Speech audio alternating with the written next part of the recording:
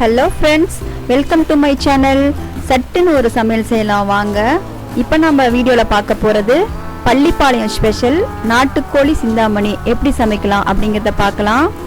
இப்போ நாட்டுக்கோழி 1/2 kg எடுத்துக்கோங்க. கொத்தமல்லி, சீரக மிளகு, பெரிய வெங்காயம், பூண்டு, இஞ்சி, சின்ன வெங்காயம் 100 கிராம் எடுத்துக்கலாம். காஞ்ச மிளகாய் 10 எடுத்துக்கோங்க. அதை இப்படி கட் பண்ணி காஞ்ச மிளகாயிலிருந்து விதையை நீக்கிடுங்க.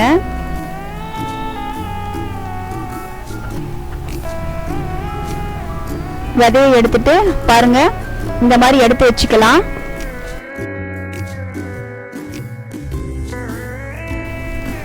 பிரிஞ்சி இலை, பட்டை, சோம்பு, லவங்கம், கருவேப்பிலை,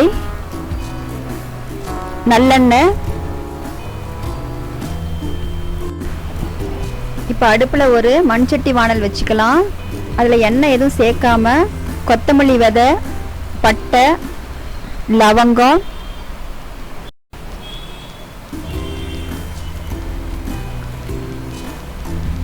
சீரக மிளகு,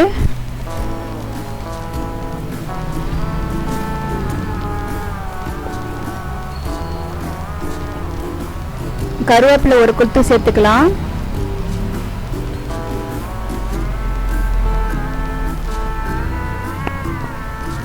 காஞ்ச மிளகா 3 to 4 வரைக்கும் சேர்த்துக்கோங்க.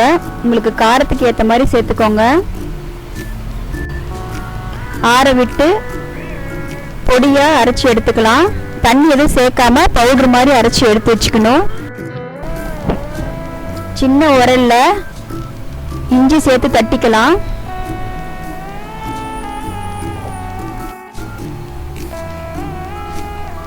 இப்போ தனியாக எடுத்து வச்சுக்கலாம். இப்போ பூண்டு தட்டி எடுத்துக்கலாம்.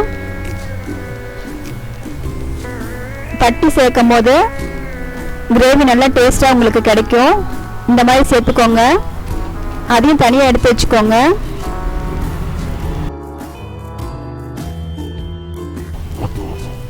மண் சட்டி வச்சுக்கோங்க. ஒரு 100 மில்லி நல்லெண்ணெய் சேர்த்துக்கலாம். பிரிஞ்சி இலை, பட்டை, சோம்பு,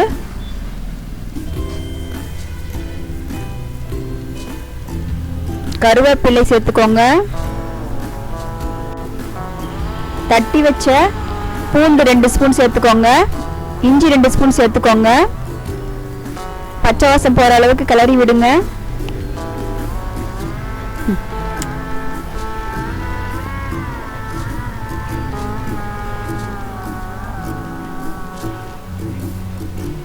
நல்லா வணங்கினதுக்கு அப்புறமா விதையை நீக்கின காஞ்ச மிளகாய் சேர்த்துக்கிறோம். நீங்கள் காரத்துக்கு ஏற்ற மாதிரி சேர்த்துக்கோங்க. விதையை நீக்கிறதுனால காரம் கம்மியாக தான் இருக்கும். சின்ன வெங்காயம் 100 கிராம் சேர்த்துக்கோங்க. முழுசாவும் சேர்த்துக்கோங்க, இல்லை கட் பண்ணியும் சேர்த்துக்கலாம். நல்லா ப்ரௌனாக வர வரைக்கும் வணக்கி விடுங்க. இப்போ நம்ம அரைச்சி வச்ச பொடியை இதில் சேர்த்துக்கலாம். 2 டேபிள் ஸ்பூன் சேர்த்துக்கோங்க. மஞ்சள் பொடி 1/4 டேபிள் ஸ்பூன் சேர்த்துக்கோங்க. தேவையான அளவு கல்லுப்பு சேர்த்துக்கோங்க. இப்போ நம்ம எடுத்து வச்சிருக்க நாட்டுக்கோழி இதில் சேர்த்துக்கலாம்.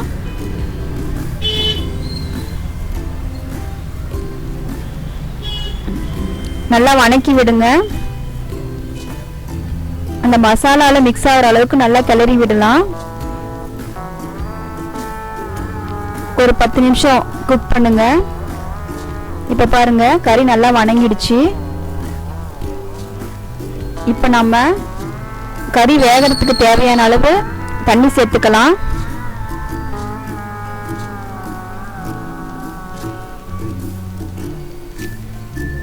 இப்போ 1/2 மணி நேரம் நல்லா கறி வேகணும். இப்போ பாருங்க, இந்த அளவுக்கு ட்ரை ஆகிற அளவுக்கு நல்லா வேகணும். இப்போ பாருங்க, நாட்டுக்கோழி நல்லா வெந்துருச்சு. இந்த பதத்தில் நாம அடுப்பு ஆஃப் பண்ணிக்கலாம். இப்போ நாட்டுக்கோழியை ஒரு பவுல்ல மாற்றி வச்சுக்கோங்க. இப்போ அடுப்பில் ஒரு தாளிப்பு கரண்டி வச்சுக்கோங்க. நல்லெண்ணெய் 3லேருந்து 4 டேபிள் ஸ்பூன் வரைக்கும் சேர்த்துக்கலாம். கட் பண்ணி வச்சுருக்க பெரிய வெங்காயத்தை நல்லா ப்ரௌனாக வர வரைக்கும் வறுத்து எடுத்துக்கலாம். ஃப்ரை பண்ண ஆனியனை சிக்கனில் சேர்த்துக்கோங்க. அது இன்னும் சூப்பரான டேஸ்ட் கொடுக்கும்.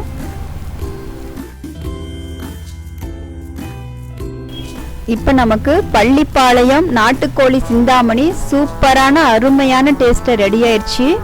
நீங்களும் வீட்டில் ட்ரை பண்ணி பாருங்கள்.